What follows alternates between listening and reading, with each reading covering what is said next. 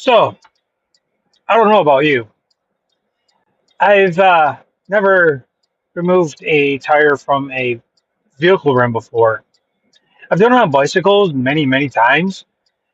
It's difficult, yes, it's tight, but it's still doable without too much of a terrible problem.